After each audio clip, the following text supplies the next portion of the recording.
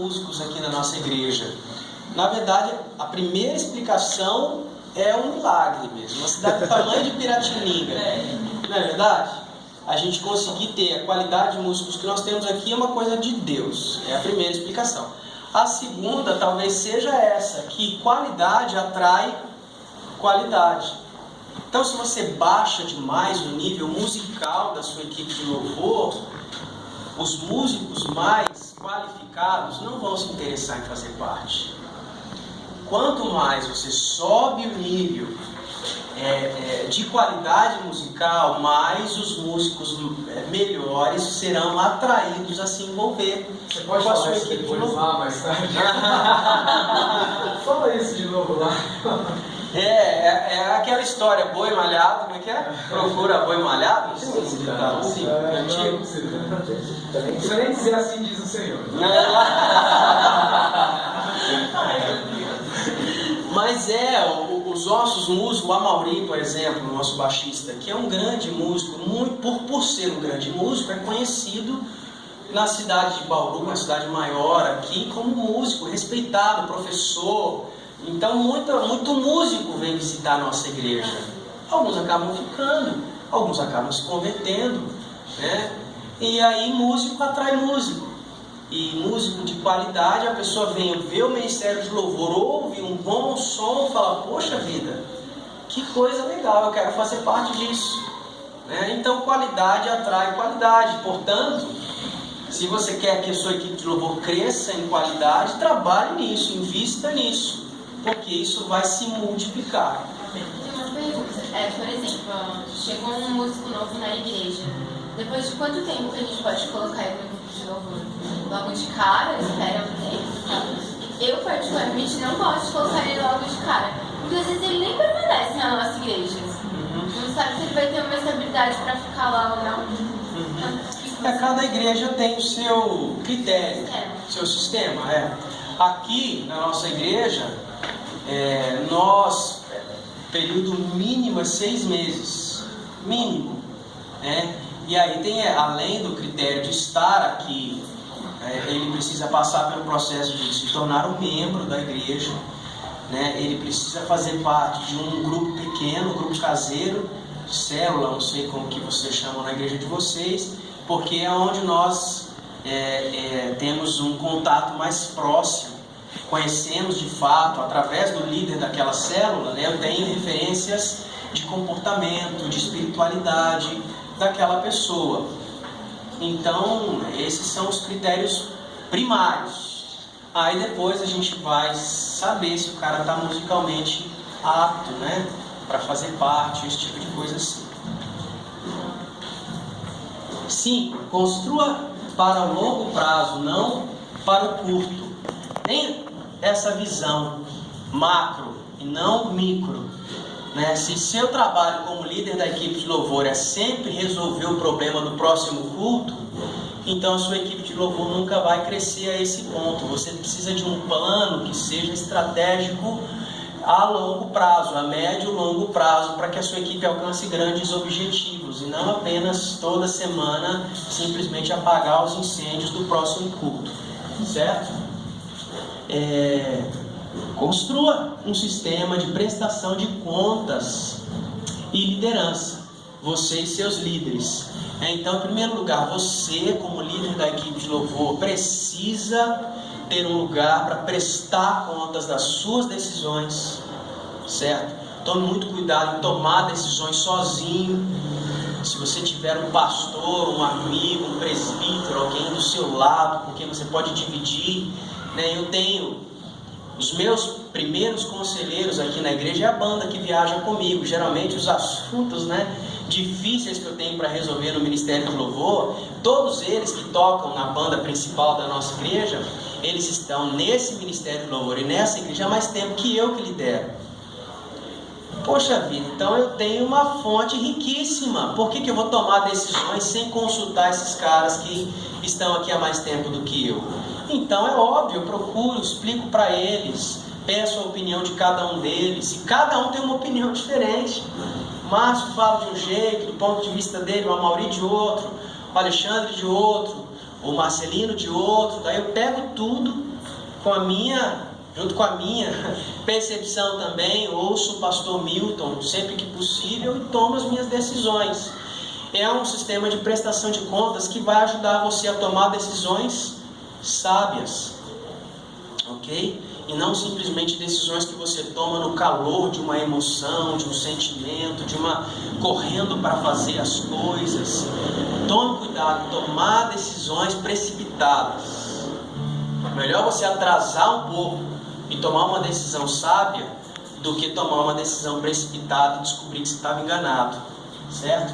E a prestação de conta também é importante para, se você, como nós aqui, temos equipes diferentes e cada equipe tem o seu líder, então você precisa ter um contato próximo com cada um desses líderes, pedindo prestação de contas deles, porque nem sempre é natural de uma pessoa ser proativo em relação à prestação de contas. Então muitas vezes você vai ter que pedir uma prestação de contas até que isso se torne um hábito.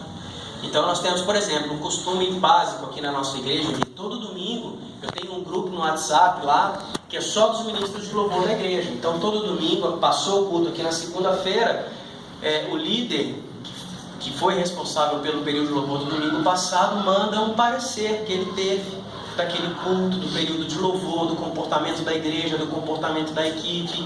Então já é uma oportunidade, um canal aberto de prestação de contas que você constrói com os líderes e os ministros de louvor da sua equipe de louvor, certo?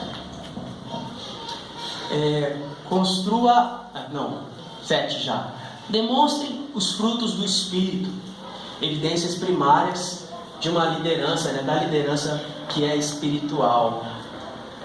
Todos nós precisamos disso. Nós que estamos em cargo de liderança, nós temos que demonstrar isso para os nossos liderados. Um líder que é estourado demais, um líder que fala quando não deve, um líder que usa vocabulário inapropriado, um líder que corrige alguém na frente de outras pessoas de maneira equivocada. Então, todas essas coisas vão enfraquecendo a sua posição de liderança diante das pessoas. Então nós temos que buscar. Eu sei que às vezes é difícil, né? Às vezes você quer perder a boa, né? Mas às vezes você tem que simplesmente respirar, passar por aquela situação. É claro que o Espírito Santo nos ajuda muito nisso. Sabe, às vezes aquele dia que o ensaio tá horrível, nada tá dando certo. Mas assim, nós alcançamos com o passar do tempo maturidade o suficiente para saber que nem sempre um ensaio ruim é sinal de que o período de louvor também vai ser horrível.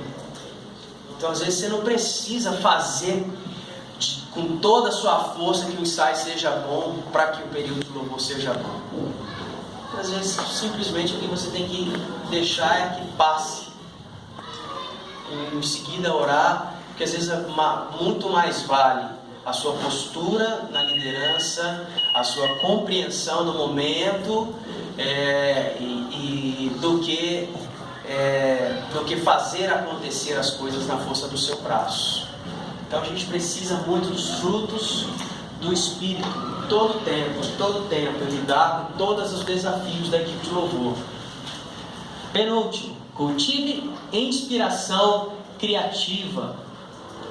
Cuide da alma e mantenha a sua inspiração. O que o autor ele fala de uma coisa muito legal, que é de você saber se divertir também.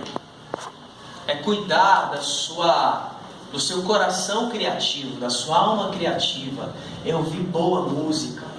Parar para ouvir música, ninguém para. Você escuta música correndo, você escuta música na academia, não é assim? Você escuta música dirigindo no trânsito, é sempre uma convenção. Então você precisa às vezes parar e colocar uma boa música, né?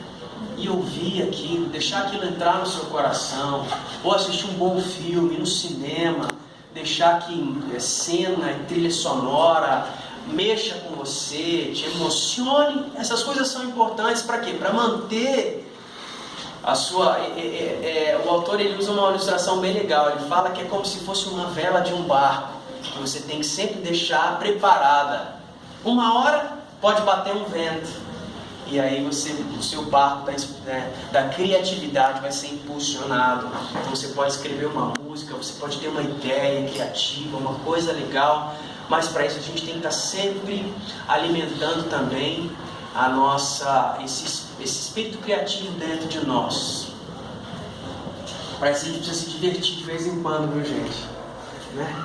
Importante a gente cuidar disso. E por último, separe tempo para estar sozinho, para ouvir a voz de Deus, renovar o nosso compromisso ministerial. Chega momentos do ministério que a gente nem sabe por que a gente está fazendo mais do que a gente faz, assim? Já sentiu assim? No modo automático? Você está lá repetindo, fazendo aquilo toda semana e aquilo já não faz o menor sentido para você. E aí você volta para Deus. É por isso que é muito importante. Mais importante saber o que fazer, saber por que você faz o que você faz. E esse senso de identidade ministerial é no lugar secreto. Eu vi Deus falar com você. Por isso é muito importante quando nós lemos na palavra de Deus, quando Deus olha para Jesus para iniciar o seu ministério e diz: esse é o meu filho amado, eu tenho prazer nele. Esse tipo de coisa que nós só vamos ouvir quando nós estivermos sozinhos na presença de Deus, porque trabalhando você só escuta, né? Muitas vezes nem aquilo que você nem quer ouvir, que te machuca, que te magoa, que te coloca para baixo, que te empurra para trás, que quer fazer você desistir. Então você precisa desse lugar sozinho para ouvir a voz de Deus e muitas vezes renovar o seu compromisso ministerial, dizendo: Deus, não, eu entendo que essa é a sua vontade para mim, e nós vamos seguir juntos. Minha vida é do Senhor, eu consagro de novo meu futuro, meu tempo, o que for preciso para fazer e cumprir o propósito do Senhor na minha vida. Precisamos muito desse momento. Paramos aí e eu queria ouvir se vocês têm alguma